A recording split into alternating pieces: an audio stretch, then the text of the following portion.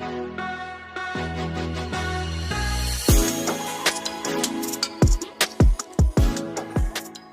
ये रहा question number 6 exercise 12.2 का क्वेश्चन है। Solid iron pole consist of a cylindrical height 220 centimetre and base diameter 24 centimetre which is surmounted by another cylinder of height 60 centimeter and radius 8 centimeter. Find the mass of the pole. Given है 1 centimeter cube equal to 8 grams. पाई की value given है 3.14, यानी calculation में पाई की value हमें 3.14 रखनी है। ठीक है, चलिए क्वेश्चन को सॉल्व करते हैं। सबसे पहले ये समझते हैं क्वेश्चन आखिर कह क्या रहा। क्वेश्चन ये कह रहा है कि एक सॉलिड आयरन पोल है, वो दो पोर्शन में है। नीचे वाला जो पोर्शन है वो सिलेंड्रिकल है और उसकी हाइट 220 सेंटीमीटर है और डायमीटर 24 सेंटीमीटर है।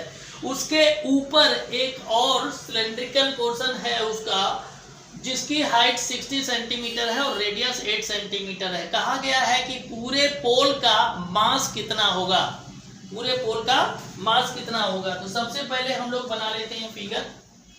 तो देखिए, एक आपका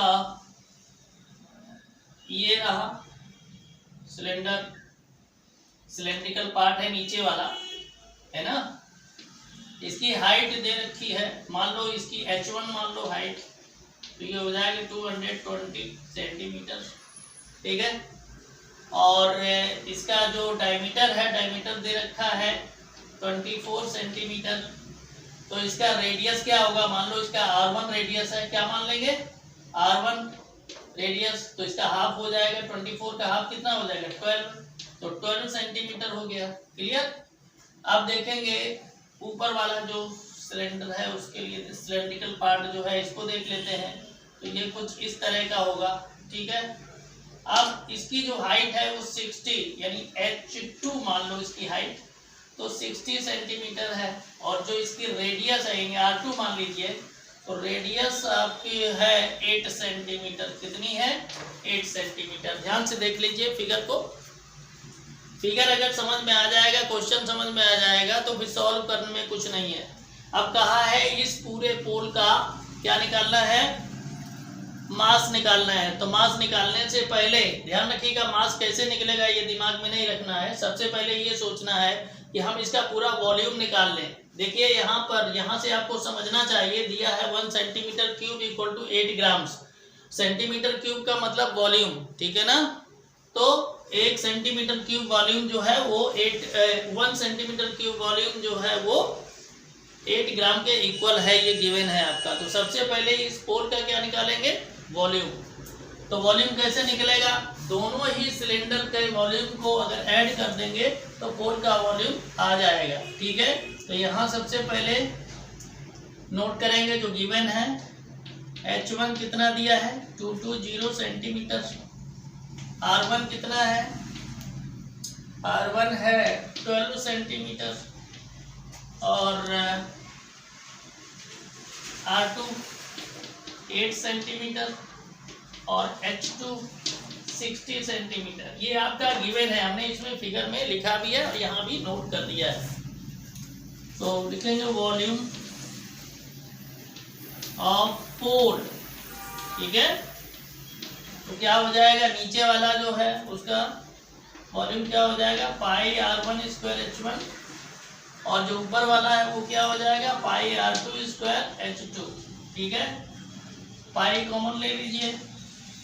इसके बाद में R1 की वैल्यू रख दीजिए। R1 की वैल्यू कितनी है 12, R1 स्क्वायर दिया है तो इसको 2 बार नोट कर दीजिए।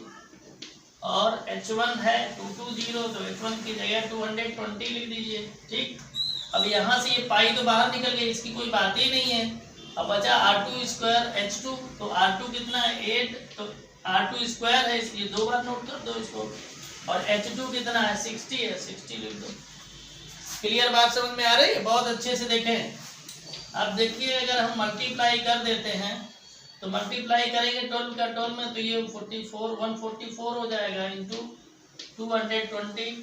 ठीक है, प्लस इसको अगर मल्टीप्लाई करेंगे तो मल्टीप्लाई करने पर हमारा कितना आ जाएगा, ये 64 इंटू 60 आ जाएगा ना।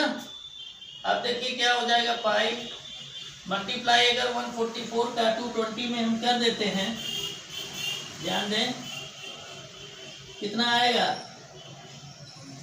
31680। देखिए इसको हमने पहले से ही करके रखा था ताकि टाइम लॉस ना हो, ठीक है। और अगर मल्टीप्लाई 64 का 60 में करेंगे तो ये आपका आ जाएगा 3840, ठीक है। अब जब हम इसको ऐड कर देंगे तब क्या हो जाएगा, पाई की वैल्यू रख दीजिए 3.14 और ऐड करने पर ये जो आएगा आपका वो आएगा 35520। ये भी हमने पहले से करके रखा था, आप लोग मैनुअली इसको जरूर करेंगे, ठीक है। तो जब इसको आप लोग करेंगे मल्टीप्लाई, तो मल्टीप्लाई करने पर आएगा आपका इक्वल टू 111,532.8 सेंटीमीटर क्यूब, इतना आ जाएगा। ध्यान से इसको देखें कैलकुलेशन को, आसान सा क्वेश्चन है, बस थोड़ा सा आपको मल्टीप्लाई वगैरह करना है और कुछ नहीं है। आगे बढ़ते हैं, आप लोग इसी के नीचे कंटिन्यू रखेंगे, इसमें जगह नहीं तो मैं यहाँ पर थोड़ा कर देता हूँ इसको, ठीक है। तो यहाँ पर क्या हो जाएगा देखें ध्यान से। अब क्या करेंगे, इसमें मास निकालना है। मास निकालना है तो आपको पता है कि 1 सेंटीमीटर क्यूब वॉल्यूम का मास कितना है 8 ग्राम। तो ये 111 यानी ये आपका 1,11,532.8 सेंटीमीटर क्यूब का वॉल्यूम वो मास कितना आएगा। तो मास इक्वल टू, ध्यान दीजिए, मास इक्वल टू वॉल्यूम में क्या करेंगे, वॉल्यूम इनटू जो दिया है इसमें ये वाला 8 हो जाएगा ना। तो वॉल्यूम कितना है 111,532.8 इंटू 8। तो 8 से जब मल्टीप्लाई कर देंगे तो आपका आएगा क्या 892,262.494 ये ग्राम हो जाएगा। क्या हो जाएगा, ग्राम्स। बहुत ध्यान से देखें कैलकुलेशन को। अब क्या करेंगे, इसको केजी में अगर चेंज करना है, ध्यान दीजिए, केजी में अगर चेंज करना है तो 1 केजी इक्वल टू कितना ग्राम होता है 1000 ग्राम। तो 1000 से इसको कर दीजिए डिवाइड।